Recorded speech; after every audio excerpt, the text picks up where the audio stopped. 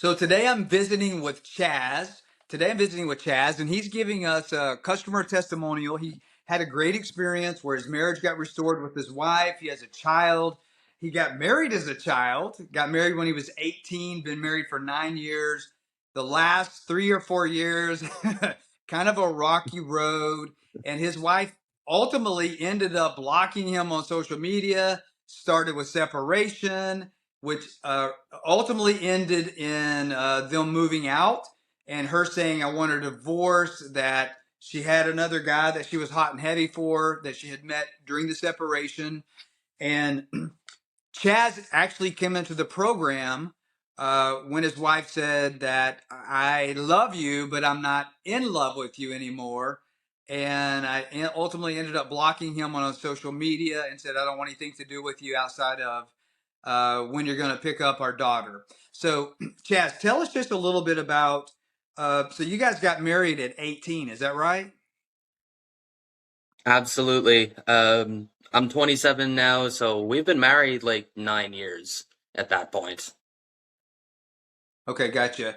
And so, you guys, did y'all have like a relatively good marriage up until like the last 3 or 4 years when things kind of started becoming more like a business relationship? Or I think your words were like you were roommates. Yeah, it was pretty smooth sailing, like that honeymoon phase that everybody likes to call it. It lasted for quite a while up until those last 3 or 4 years. It just kind of hit like a freight train. I started to see all these occurrences and problems starting to arise. It was a pretty rocky road towards the end there. Okay.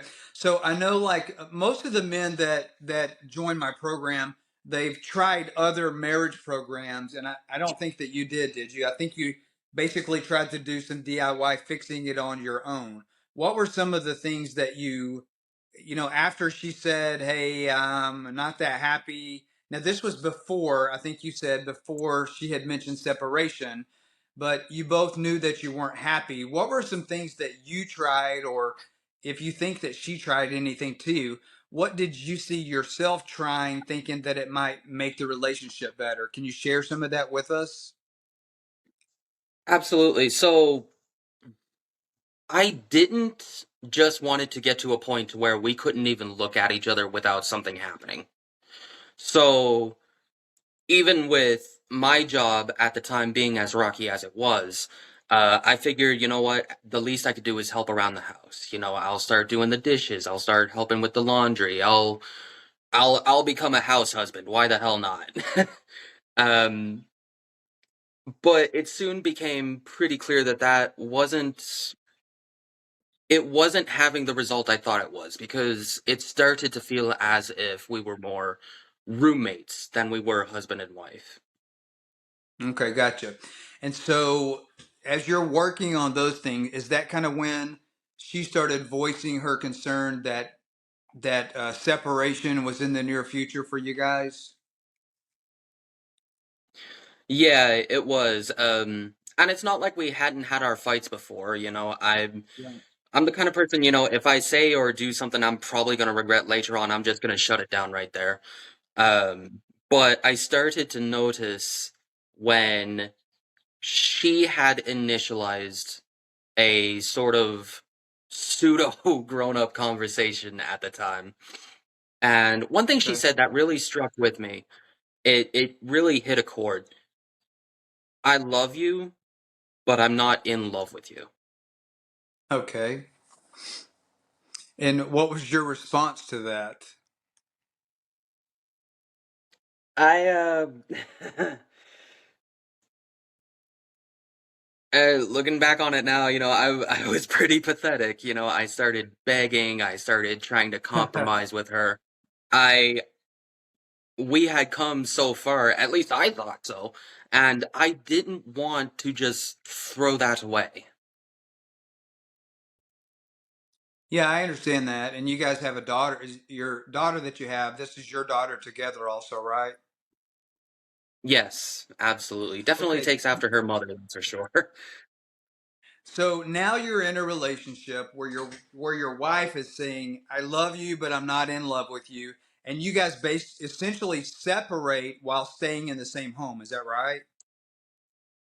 That's right. Yeah. Okay. Um, And so this is the yeah. point where you become, in your words, pathetic or needy or begging, which basically, as you well know through the program, that's just an immature way to show her I'm selfish. It's all about me. I care about me more than you because it's what I want, not what you want.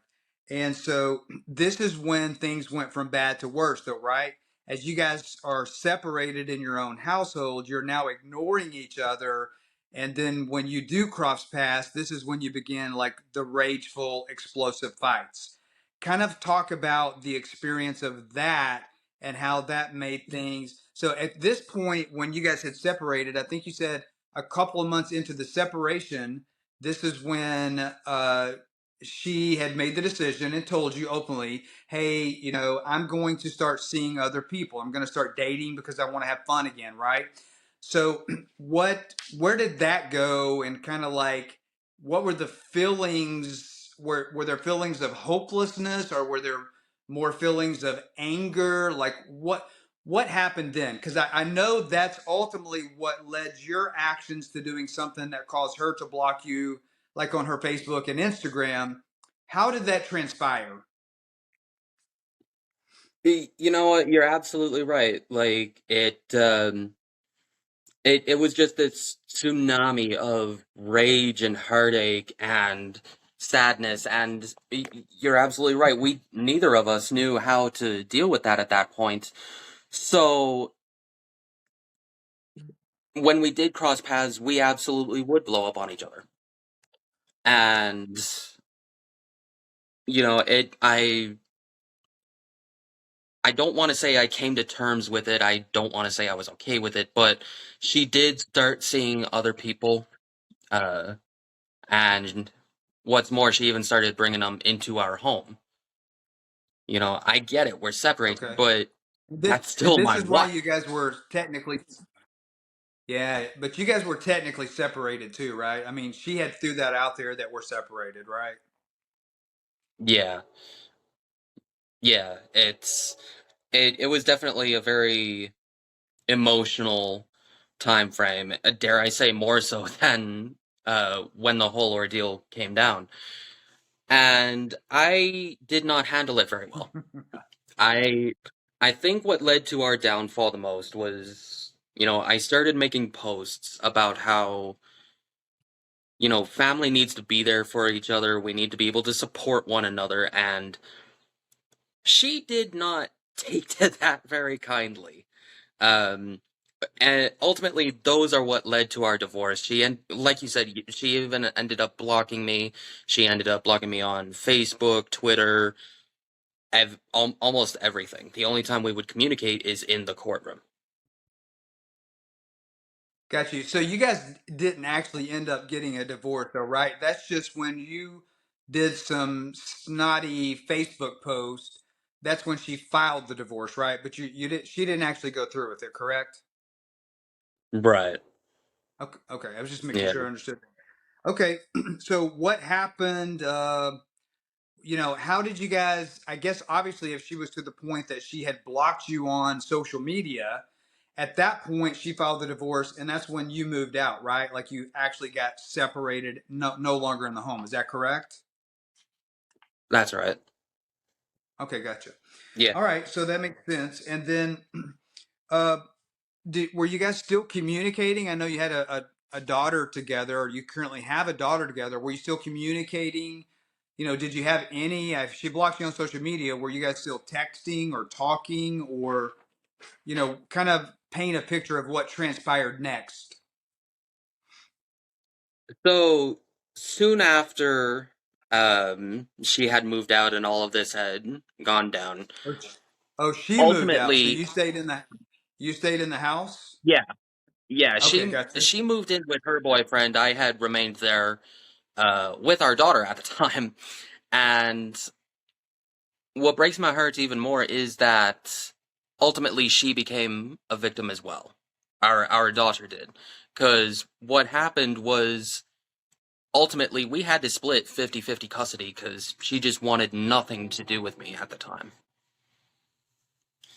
Okay. Okay, I didn't realize that. So you joined the Divorce Stopper program, if I remember correctly, in October. So Yeah. as you're going through the program, you had mentioned that you were not treating the frameworks of the program like a new way of thinking, but initially you were treating them like scripts, which were more robotic, and your wife could tell that. Tell me about a conversation that she had with you as you're implementing some of the things that I teach on how to think. You were really kind of reading those as a script instead of it actually being genuine in your heart. And she kind of threw that back in your face, right? Because she could tell it. Right. Yeah, you're absolutely right. Like, and I think it goes without saying this was a very emotional time. Especially for me. It was I didn't know how to approach it. I didn't know how to treat it at the time. And because of that, like I didn't really take into consideration that the program was trying to help me be a better man. So yeah, that's a really good description. I started treating it like scripts.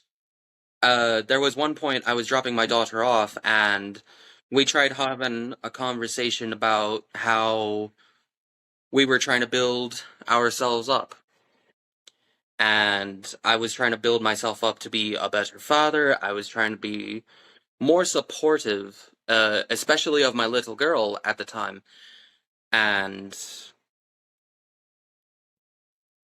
she picked up onto it right then and there. It, it, I did not expect anything to work at that point. Okay, that makes sense. It seems like you weren't fully committed in it. Maybe you were still letting yourself get in the way, like still blaming her, probably some additional resentment because she was dating this new hunk that was hot and heavy and more muscular and more paychecks and more everything, right? That's just the way it goes. But so it's, and then, this is not that necessarily of a common theme, but I've seen it before, but it's not typical because it's not something that I encourage. But you actually had one of your friends encourage you to get back out there and date also, correct? And this is what gave you, if we want to call it, I guess in your case, it was an opportunity because now you have these frameworks that we have been teaching you every single day as a new way of thinking on how to start a conversation and how to go through the conversation and how to finish the conversation like in a mature adult. And you were struggling with how to actually practice a new way of being mentally in your heart because you had resentment with this new boyfriend. And I get that. I understand that. We're emotional creatures. But what makes us the 1% of 1% of men is that we get to choose to not have our actions based on our emotions. And you found success in practicing that on dates, right? So you take the advice of your buddy, which I might recommend that in some situations, but like maybe like 1 out of 100. But you take the advice of your buddy and you start probably even resentment dating. Like you're like, well, if you're dating, I can date too. And then you started actually practicing the frameworks that I had taught you in the modules. You were practicing these on your date, and you were just floored at these women were just eating you up and falling all over you. That you even were dating women that were above your pay grade, like 5 grades, right? And they were still, it was just working on them because they could see that you were becoming the 1% of the 1%, and that's very attractive to any woman when they know that you're an emotionally safe, stable man. And I understand why you weren't having the successes. It probably did make it more difficult for you to really do that in your heart with your wife because you're hurt because she's dating somebody else. which if you could have done that with her, you wouldn't have had to go practice it with somebody. And we know for sure that it would have worked on your wife also, and it would have attracted her back because once you started practicing this with some dates and seeing successes, that's when you actually made a change in your heart to start genuinely also doing this with your wife. Like not fake it till you make it, but real. Is that correct? Absolutely, it is, and So you're absolutely right.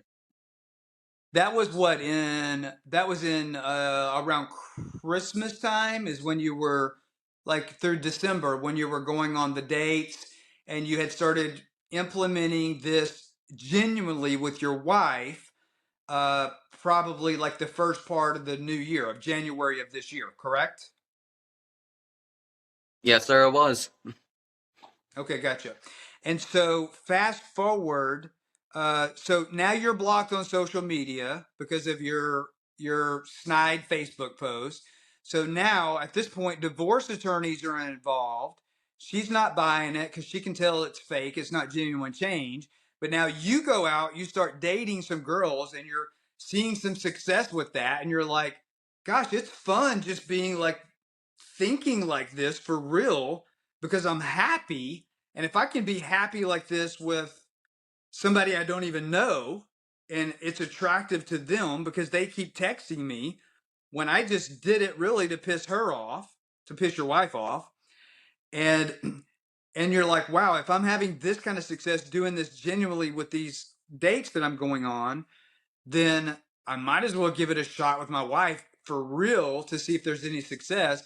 And so then we fast forward to the end of February, the beginning of March, and that's when she tells you, I see something in you, and breaks up with her boyfriend, correct? Absolutely. And you're absolutely when first started implementing all of this, it was just scripts on a paper to me. I Yeah. wasn't even buying it, but when I started to understand that it was more of a mindset than it was like lessons or a script or something that I had to read, I started to understand that holy shit, this isn't just what she wanted, this is what I wanted. Ooh, I This is love what's going to that. help me become a better. Yeah, that makes sense. And you said that not only did she notice it, your conversations with your daughter even became more intimate, like it connected you guys, correct? Oh yeah, absolutely. Like she is very observant for her age, and it was kind of scary to see that even she was starting to pick up on like subtle changes in my mood and my mindset in just day-to-day activities. It was really impressive. Hmm. Yeah, I I remember when you first joined the program, I understand you were hurt, like you were bitter because you were hurt because you kind of felt like you were being cheated on. And I won't get into semantics of where you cheated on. Your wife told you, hey, I want a separation and ultimately filed for a divorce. And so she started dating again. And so she threw that out there, like even put that out in the open. We're separated. I'm allowing you to stay in the house with me, and I'm staying in the house for the sake of our daughter, for financial reasons and all kinds of other reasons. But and then a couple months later, like we've been separated for 2 months. I'm lonely. I'm gonna go out and have a good time with a guy. And we can debate right or wrong, but at the end of the day, you got hurt, and your heart wasn't really in the program because you were full of pride. You were still making it about you. You weren't making it about, can I change who I am, which is somebody that's attractive that would make my wife want to be with me instead of needing to go outside of the home, needing to go outside of the marriage to find emotional safety, to find a conversation that's safe to have, that's enjoyable and fun. And then ironically, through a dare or, recommendation of one of your friends saying, hey, if she's doing it, you should do it. And maybe in the beginning that was like dating or resentment dating, which actually caused you to say, and it's easier if you're with a stranger to practice a new way of being because the stranger doesn't have confirmation bias. Like your wife was sitting over there thinking if she saw any successes, she's already biased that, okay, for the last 4 or 5 years, he's just been this big selfish jerk. And I've tried to tell him, but he isn't listening. And you're sitting here thinking, I thought things were great. Well, I mean, you know that they weren't less than peachy, but it's easy to practice the frameworks with somebody that they're not biased against you, so you have no reason to resent them. So it is easier. That's actually one of the reasons that we do role playing in the program. And sometimes my wife will come in and volunteer, so it's not just guys role playing with guys, but even when we role play with each other, uh, it's still something that brings results because if you and I role play, like if you're the wife, I'm the husband, or vice versa, in your scenario, it's easier to make that real because you're not biased.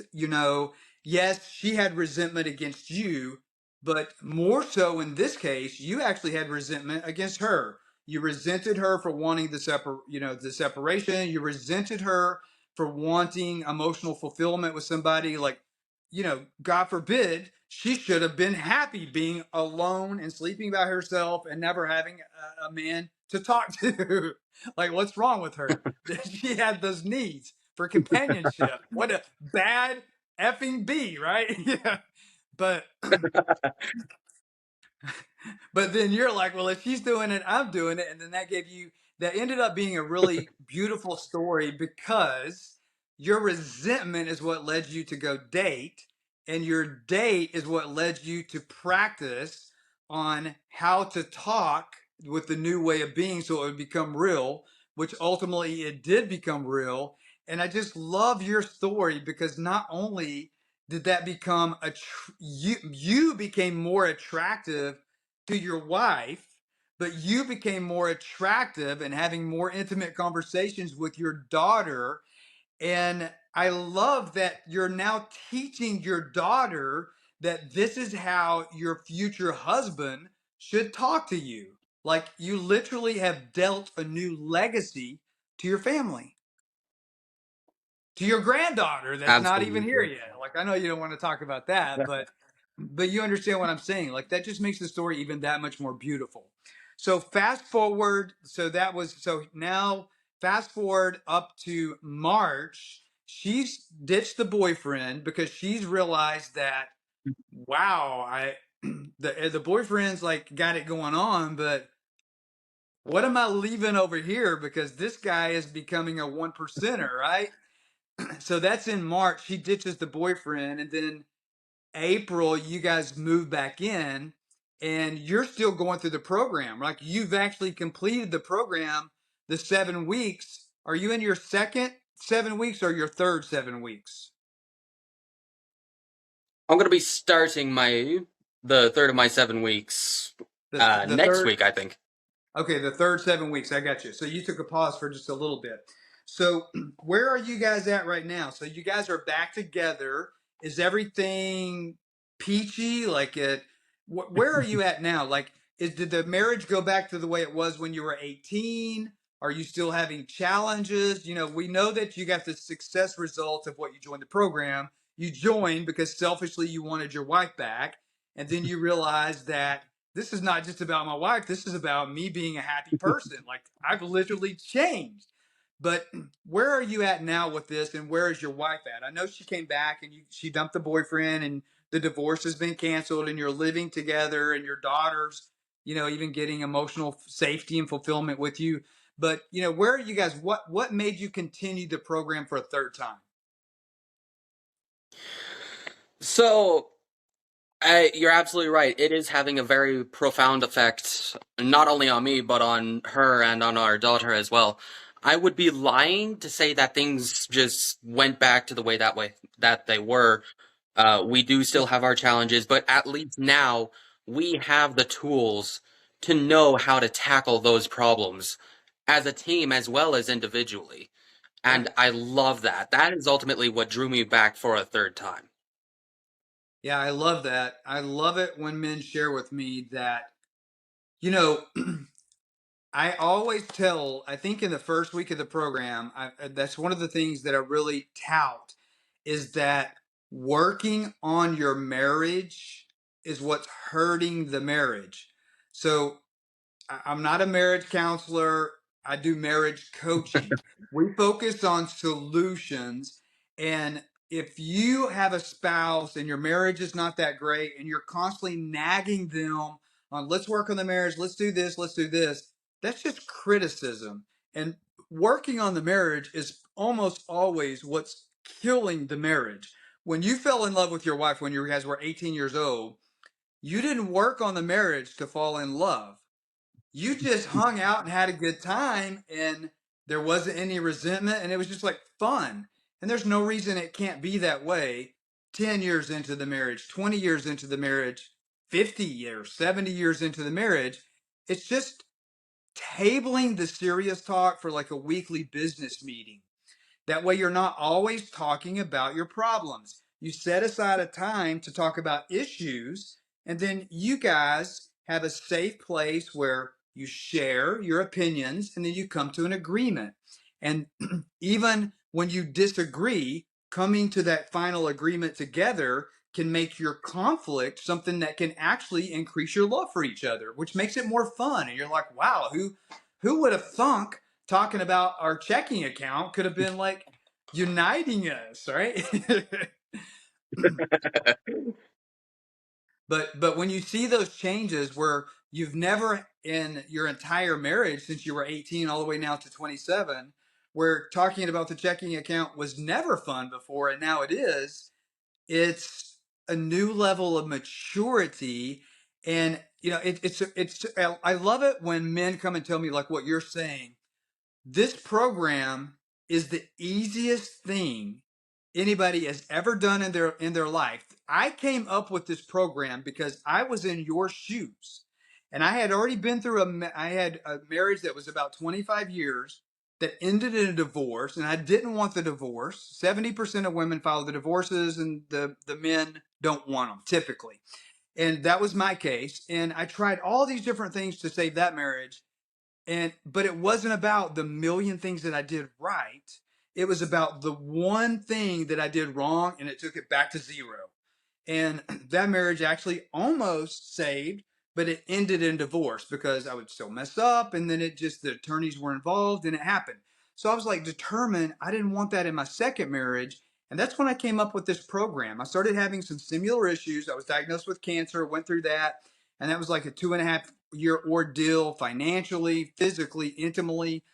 And I, some of those same issues in the form of resentment built up by my current wife on both parts. By me, I resented her for some things. She resented me for some things.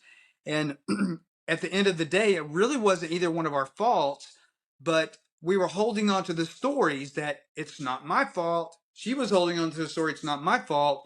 And that was just a story which justified me resenting her. It was just a story that justified her resenting me.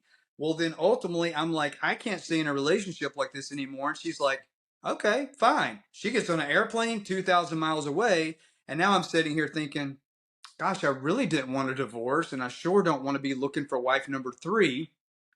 And now I have step grandchildren that I don't want to lose in a divorce. And I still loved her. I was not, I didn't, I don't want to say I was that person that said, I love you, but I'm not in love with you.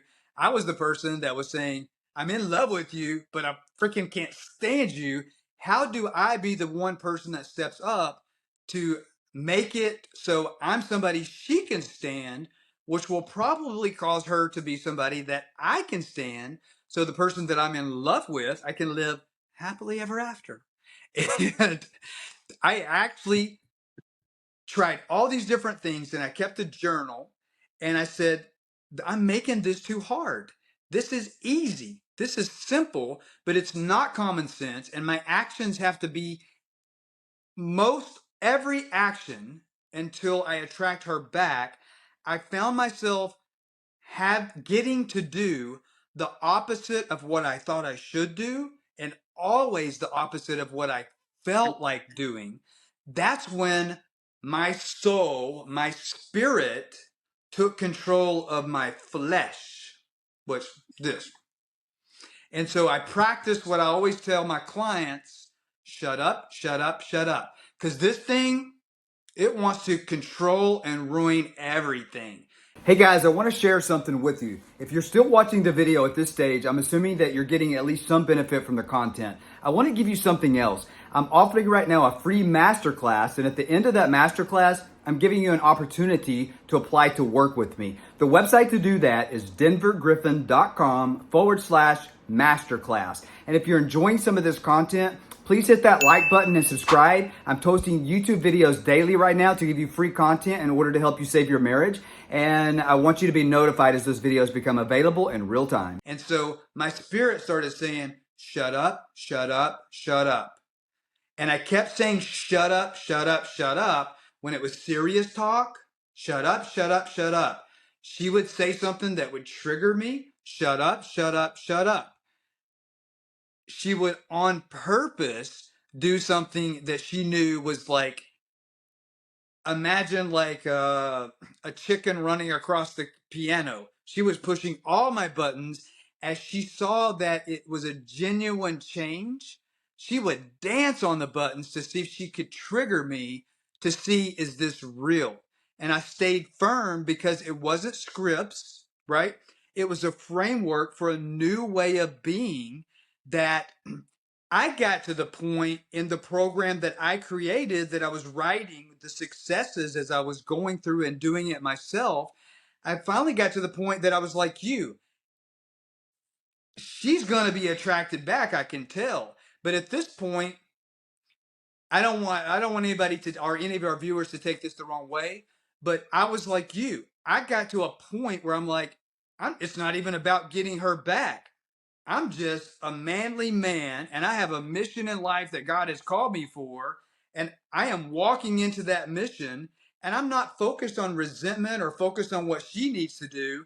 God has a plan for me, and I'm walking in that, and just being a nice guy. And if she has something to talk about, even if it's something I don't like or I don't want to hear, it became beautiful.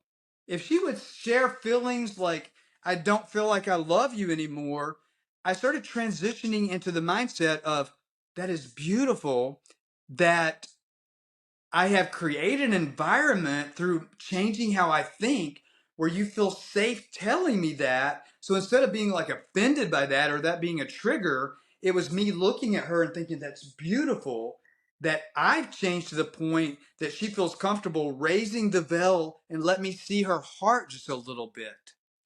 And when she's like, I'm not sure if I love you anymore, and the way I responded that way is like, wow, I can understand why you would feel that way. It literally made her fall in love with me because I was just like, you know what? You're entitled to your own opinion. And after stepping back and looking at myself and understanding and truly changing, I'm like, I freaking get it. I get it, dude. I'm talking to my wife. We say that. But, and that just became something where, just like you, it was an attractive trait. And not only did it attract my wife back, it attracted my children. Like, I have two boys that I've ended up being, my oldest sons are like, in their mid 20s now. And I have a closer relationship with my boys than I've ever had before because it's safe. Now, I'm not, if I see something where like I want to give them advice or whatever, I don't always give them advice unless they ask for it, because I have a new way of being, and they're adults. They're entitled to have their own points of view. And if they share their point of view or something about their life or their thoughts, I might I might come back and share. If they ask me like, what do you think? I'm going to say what I think. But the fact that they would raise the veil, especially if they know that I don't think like that, the fact that they know I'm safe enough that they can tell me and share that with me and have those intimate conversations, it's life changing. Like, I never imagined the relationship that I have now with my grandchildren, that if I hadn't have went through this myself and designed this program to help to first of all change myself and save my own marriage, but now I'm sharing that, how I did that with other men. And I can relate to almost every one of my clients because all of the bullshit that everybody has been through. I've cheated on somebody. I've been cheated on. Uh, I've told somebody I wanted a divorce. Somebody told me they wanted a divorce. I've been through a divorce. I've been remarried. I know what it's like to have a blended family and all that comes with that because I literally have experienced all of that. And more importantly, I think, is the scenarios that my clients that are coming into this program that they're experiencing. I remember intentionally, I keep a journal and I go back and refresh and put myself in those feelings. I remember what it felt like. I remember what it felt like when I found out that my ex-wife had a boyfriend, and that there's a program out there that talks about limerence, and oh, if they have limerence and they're seeing somebody else, eventually well, she married her limerence, so you can't always count on limerence to fade and to get your spouse back. But I remember the way that that felt. And I also remembered in my current marriage when I decided to become mature and start teaching other people how to do it. I remember how it felt when I actually had a change in my heart, that the framework that I was practicing became real, like it did for you. And I remember that's when I called my wife, my current wife, and I said, I've actually said I'm sorry for some of these things that I did, but I want to apologize for something different. Not only am I sorry for the things that I did, which when I apologized the first time, that was basically me being selfish saying, "Oh, I'm sorry, will you come back?" That's why I was apologizing. But when I had a change of heart following this framework consistently, I then called her and said, "I understand how I made you feel. And will you please find it in your heart to forgive me for the way that I made you feel when I did these things?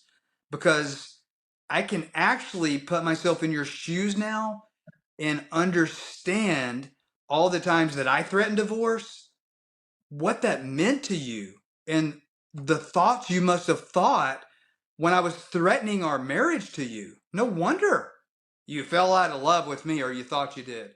Who wouldn't? Like, constantly putting you in a position where you're responsible for my happiness, regardless of the reason. Regardless of the reason. And I think you can relate to some of that too, right? Oh, absolutely. Sorry, I got a couple of bugs in here with the light on or whatever. I had the window open earlier. Well, so you guys are happily back together. You're still in the program. Uh, do you feel like you're going to continue the program past this 7 weeks? So I know that you're about to re-enter it again. So what ultimately made you to go into this this is the third time, right? Yes, that's right. Okay. Anything? So, Yeah. Yeah. Share about that. sorry about that. Um, I think at this point, it's those little details that are going to be able to help me out the most.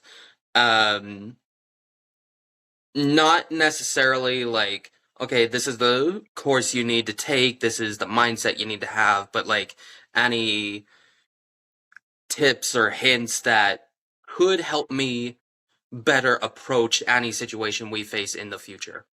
Yeah. In your marriage, with your children, and your businesses.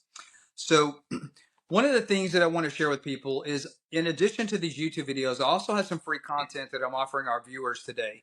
If you go to my website, it's denvergriffin.com/forward slash masterclass. And I have some additional content on there that's of no charge to you. And I make a special offer at the end of that video. If you're somebody that you feel like that these videos are helping you, like they are helping with Chaz, but Chaz also took it a step further. In addition to the YouTube videos, attended the master class, saw some success with that, and then decided to actually reach out to me and request a client call. And I took you on as a client. So if you're somebody where you feel like that you need this immersion into a new way of thinking, a new way of being, like what we're talking about on this video today, step one of that is to attend my masterclass, denvergriffin.com/masterclass. Go through that, get some tips out of that, and start seeing immediate wins with that. And if you feel like you need more than that, schedule a call with me on there to go ahead and do a consultation to see if the program might be a fit for you. denvergriffin.com/masterclass. So, in closing, Chaz, I want to tell you thank you for your time. I'm glad that you're back in the program again. One last thing that I wanted to share with our viewers here. Uh, this is something for these classes. I've started doing the hybrid model where, in addition to the modules, you have the ability now to schedule unlimited phone calls with me, where you can ask me personally any question that you want, and we now make those phone calls available to all of the men in our community. What's your thought on that? Like, when you've been on a phone call, like asking the question, but when you haven't scheduled the call, being present for those phone calls when somebody else is asking me that, what's your thought on that model? Has that been beneficial to you? And talk about that a little bit. Oh, absolutely, it has been. One thing I'm not even sure if everybody is aware of. These aren't just my issues. I don't know if that's something that some people are realizing in the back of their minds, but these are some really helpful things that cover a wide basis and that could assist you in almost any issue that you are currently dealing with in your own life. Yeah. Yeah, I love that. That's where a lot of people come back and say that not only do their marriages get better and their relationships with their children, like mine, their income goes up. I attract a lot of entrepreneurs, self-employed people, and every day people are telling me not only did my marriage get better, my income has went up 30%, 100%, 200%. So I love that you added that. So, well, listen, I appreciate your time, Chaz. Thank you for coming on and sharing your testimonial. I wish you the best of luck. I know that you don't really need luck because with that new brain that you have and the new way that you're thinking, if your daughter can see that, it's what we'd like to say in the program. There's other programs out there that tout that they have 70% success rate, and I'm just like, what the f? Are you why? Uh, uh, the normal failure rate for a marriage is 50%, so you're bumping it up 20%. Like, why would you even brag about that? That's just so ludicrous to me. You know what we say 100%, 100% of the time. And if it's to be, it's up to me. Thank you for sharing that. You realize that if it's to be, it's up to you. And you actually step out and made that happen. So I really give you commendation for that. And thank you for your time and being thoughtful enough to share your experience with other men. Absolutely. Thank you very much for having me today. All right. I'll see you on the inside. Thanks, man.